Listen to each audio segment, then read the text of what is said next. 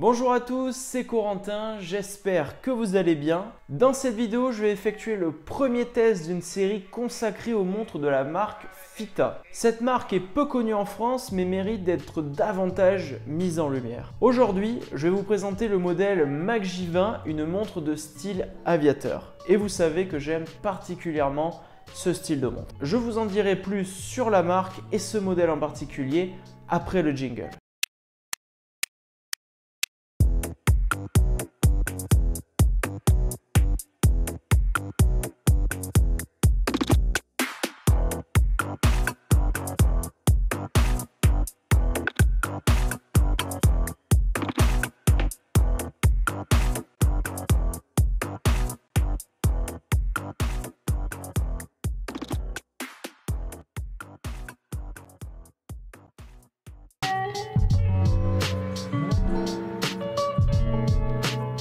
Je vous présente aujourd'hui une montre de la marque Fita, car cette marque m'intrigue depuis un certain temps. Tout a commencé il y a plus d'un an lorsque Julien de la chaîne Remontre a publié une vidéo de présentation de la marque. Depuis, j'ai eu la chance de rencontrer Romain, un des responsables de la distribution en France. Et j'ai pu récemment visiter ses locaux pour découvrir les montres de la marque. J'ai été autorisé à emprunter plusieurs modèles pour les tester et les présenter en vidéo. Je tiens à préciser que je n'ai pas acheté cette montre donc, mais je suis libre de dire ce que je pense d'elle. Pour cette vidéo, j'ai choisi de vous parler de la Fita Mag J20, un modèle qui a retenu mon attention en raison de son style de montre de pilote. La marque Fita a une histoire relativement récente, fondée en Chine en 1987. Depuis 2003, elle équipe les astronautes chinois connus sous le nom de taïkonautes, ainsi que les pilotes de l'armée de l'air chinoise depuis 2001. Elle est l'une des 3 principales marques à fournir officiellement des montres pour l'espace, aux côtés d'Omega pour les astronautes de la NASA et de Raketa pour les cosmonautes russes. Bien que peu connue en Europe, Fita est la société horlogère la plus prospère en Chine, avec un chiffre d'affaires proche de 1 milliard de dollars en 2022 pour la partie manufacture. Si on la compare aux marques d'horlogerie suisses, elle se situe largement dans le top 10, proche de Tissot par exemple en termes de chiffre d'affaires. Fita est également la marque qui achète le plus de mouvements Miyota dans le monde, certains d'entre eux ayant même été spécialement développés pour elle. En plus de cela, elle produit également des boîtiers pour de grandes marques suisses, même si leur nom ne peut pas être mentionné. Le modèle que nous allons décrire aujourd'hui est créé en hommage à l'avion de chasse furtif chinois Chengdu, je ne sais pas si la prononciation est exacte, Chengdu J20.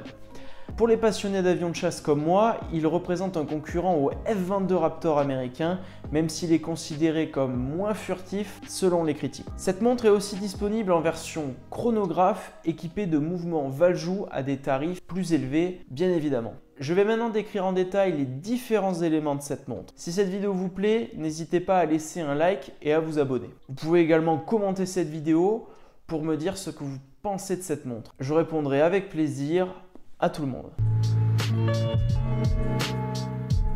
Pour commencer, le boîtier de cette montre est en acier inoxydable 316L. La taille de la montre est généreuse avec un diamètre de 42 mm et une longueur de corne à corne de 50 mm. Cela la rend particulièrement intéressante pour une montre d'aviateur qui est traditionnellement une montre de grande taille. En outre, elle est relativement mince avec une épaisseur de 12,1 mm et l'espace entre les cornes mesure 20 mm. Son poids de 88 grammes est en adéquation avec sa taille et son bracelet en cuir. En plus des dimensions, je considère le boîtier de cette montre comme très bien proportionné. L'ouverture du cadran est grande et occupe bien les 42 mm de diamètre du boîtier, ce qui est crucial pour une montre de pilote, qui se doit d'être lisible. De plus, la largeur entre les cornes de 20 mm garantit une largeur de bracelet équilibrée par rapport à la taille du boîtier.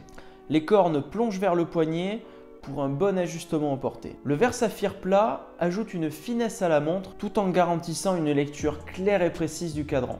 En plus de cela, il est donc inrayable. C'est un très bon point. En ce qui concerne les finitions, je suis vraiment impressionné par le niveau de qualité offert à ce prix. La montre offre une alternance bien réfléchie entre les surfaces brossées et polies, ce qui montre une attention aux détails remarquable. Par exemple, la tranche du boîtier est brossée, tandis que la surface supérieure de la carrure et des cornes et poli. Bon, jusque-là, c'est assez commun. Cependant, le travail réalisé sur la lunette est tout simplement impressionnant. Elle offre une combinaison de brossage et de polissage sur 4 angles différents sur moins de 4 mm d'épaisseur.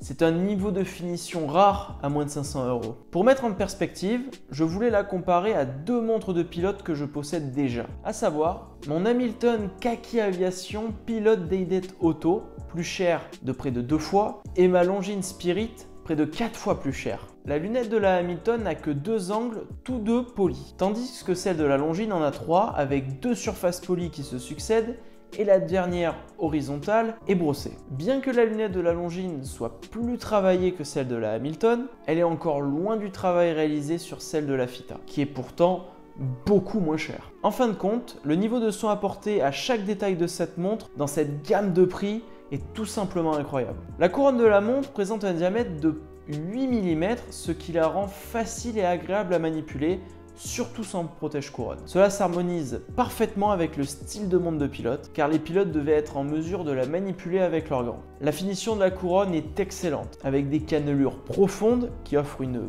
bonne prise entre les doigts. Enfin, il est intéressant de noter que la couronne est gravée avec une étoile. En retournant la montre, vous pouvez constater que le fond de boîte est plein. Ce dernier est fixé à l'aide de 5 vis et présente une finition soignée avec du brossé sur la périphérie et du polymiroir sur les inscriptions et les dessins. Il est également important de souligner que la montre est étanche à 5 ATM, ce qui est assez limitant je trouve pour les activités dans l'eau.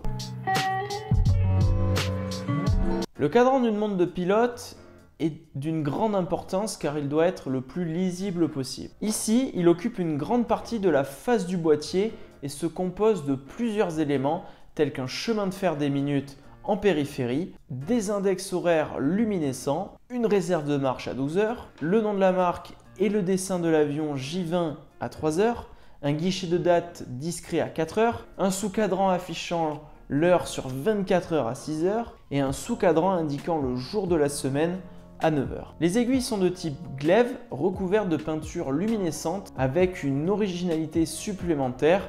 L'aiguille des secondes affiche un dessin de l'avion vu de dessus au milieu. Des détails rouges se retrouvent à plusieurs endroits sur le cadran, notamment sur les petites aiguilles des sous-compteurs et sous le zéro de la réserve de marche. Le cadran est bien fini et offre beaucoup d'informations tout en restant lisible. C'est ce qu'on attend d'une montre de pilote.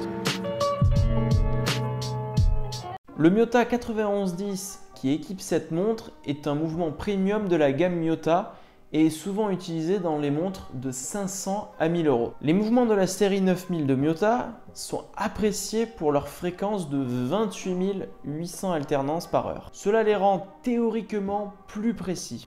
Cependant, le réglage initial est plus important pour la précision d'une montre que sa fréquence, pour être honnête. Les mouvements de la série 9000 sont également appréciés pour leurs aiguilles des secondes plus fluides, mais cela a également pour inconvénient une réserve de marche relativement faible de seulement 40 heures. Le fabricant annonce une précision de moins 10 à plus 30 secondes par jour pour ce calibre. Mais après avoir porté la montre pendant 7 jours, j'ai constaté une précision d'environ plus 13 secondes par jour au poignet et plus 3 secondes par jour lorsqu'elle était posée dans mon remontoir, donc à la verticale. Pour moi, une précision comprise entre moins 5 et plus 10 secondes par jour est considérée comme un bon résultat. J'apprécie ce mouvement pour son caractère vivant, car la masse oscillante tourne librement sans frein dans un sens de rotation, ce qui produit un bruit audible et une sensation d'inertie au poignet. Cependant, ce bruit est relativement discret comparé au Miyota série 8000 et ne change rien à l'utilisation quotidienne de la montre. Le bracelet de cette montre est en cuir noir. Personnellement, je ne porte pas souvent mes montres sur un bracelet en cuir en raison de mes conditions de travail qui peuvent être difficiles, telles que le froid, la chaleur, l'humidité, la pluie, etc. Donc je dois dire que je ne suis pas un expert en matière de cuir. En ce qui concerne ce bracelet en particulier, je le trouve correct pour le prix de la montre. Bien sûr, il est loin d'un bracelet en cuir fait main coûtant plus de 100 €, mais cela est tout à fait normal. Je remarque cependant que la boucle est assez bien finie, brossée et anguleuse. Cependant, je trouve que c'est dommage qu'il n'y ait pas de chute et que le bracelet soit en 20 mm à l'entrecorne et à la boucle. Je pense qu'un bracelet en 18 mm à la boucle serait plus esthétique. Le prix de cette montre s'élève à 440 €. Je vous en dirai plus sur le prix de cette montre par rapport à ce que je pense de cette dernière dans ma conclusion. Si vous suivez ma chaîne depuis quelques temps, vous savez que normalement, on arrive sur la partie où je vous résume les points positifs et négatifs de la montre. Eh bien, en 2023, j'ai choisi d'apporter du changement. Je vais maintenant vous afficher un tableau à l'écran avec des notes sur 10 que j'ai mises sur chaque élément de la montre. J'ai mis une note sur l'histoire de la marque et du modèle, ça c'est clairement subjectif, mais personnellement c'est l'une des choses les plus importantes pour que je passe ou pas à l'achat d'une montre. Parce qu'une montre, ce n'est pas qu'un rapport qualité-prix, c'est aussi un objet qui doit nous faire rêver par son histoire et le contexte qui l'entoure. Ensuite, j'ai mis une note sur le boîtier, le cadran, le mouvement et le bracelet. À la fin, je vous ai mis la note moyenne en tenant compte de coefficients. J'ai mis un coefficient de 2 pour le boîtier, le cadran et le mouvement. J'ai mis un coefficient de 1 pour l'histoire, car personne n'a la même sensibilité à un récit et donc je ne voulais pas mettre la même note et donc donner la même importance à cette note qu'aux éléments de la montre. J'ai mis 0,5 pour le bracelet car tout simplement il peut être remplacé si jamais on ne l'apprécie pas. Ce sera la même notation pour tous les prochains tests et c'est la même notation que lors de mon précédent test, que vous avez d'ailleurs bien apprécié. Évidemment, ce sont mes notes. Pour vous les expliquer, je vais me servir des points positifs et négatifs que j'ai relevés. N'hésitez pas d'ailleurs, si cette vidéo vous plaît, à mettre un like et surtout à me dire les notes que vous auriez mis en commentaire. Concernant l'histoire de la marque et du modèle, j'ai attribué une note de 6 sur 10. Je considère qu'elle est intéressante mais pas très émouvante pour un public européen. De plus, je ne pense pas que ce soit le modèle avec l'histoire la plus marquante chez Fita. Le boîtier de la montre mérite une note de 9 sur 10. J'ai pris soin de vous décrire ses caractéristiques en détail et je peux vous assurer que sa finition est tout simplement exceptionnelle pour son prix. Les dimensions du boîtier sont parfaitement adaptées pour une montre de pilote. La couronne est facile à manipuler tandis que le verre en saphir ajoute une touche supplémentaire de durabilité. Cependant, elle a un petit défaut, elle n'est pas étanche à 10 ATM. Le cadran mérite également une note de 8 sur 10. Comme le boîtier, il est extrêmement bien fini et proportionné à la taille de la montre. Cependant, j'ai remarqué que certaines informations affichées sur le cadran ne sont pas toujours les plus utiles. De plus, la luminescence est puissante mais s'estompe assez rapidement, je trouve, ce qui est un peu décevant. Malgré cela, le cadran reste un atout pour la montre en raison de sa finition exceptionnelle. En ce qui concerne le mouvement de la montre, j'ai décidé de lui attribuer la note de 7 sur 10. Le Miyota 9110 est un mouvement solide et fiable qui bat à 28 800 alternances par heure, ce qui en fait un choix vraiment intéressant. Cependant, il a également quelques limitations. Par exemple, sa réserve de marche qui n'est que de 40 heures. C'est également un mouvement relativement vivant que certains peuvent ne pas apprécier. Mais malgré ces inconvénients, je considère que le 9110 est vraiment un bon choix. Pour le bracelet, j'ai décidé de lui mettre une note de 5 sur 10, juste la moyenne. Il a certains aspects positifs comme la jolie boucle bien travaillée et la qualité correcte du cuir. Cependant, j'ai également remarqué un défaut important, il n'a aucune chute de largeur entre l'entrecorne et la boucle et ça j'aime moins. Bon, dans l'ensemble, voilà, c'est un bracelet qui est correct, d'où le fait que je lui mette la moyenne. La moyenne, en tenant compte des coefficients, est de 7,5 sur 10, ce qui est cohérent. Le boîtier et le cadran sont de grande qualité, le mouvement est également un point fort car difficile d'avoir un meilleur mouvement à ce prix et le bracelet est correct également. Sans faire la moyenne, instinctivement j'aurais mis un 8 sur 10 à cette montre. Justement, il est temps maintenant de conclure. En conclusion, je peux dire que c'est une excellente montre de pilote, surtout pour son prix de 440 €. Comme nous l'avons vu, Fita propose une montre avec une véritable histoire et un niveau de finition remarquable pour une montre à moins de 500 €.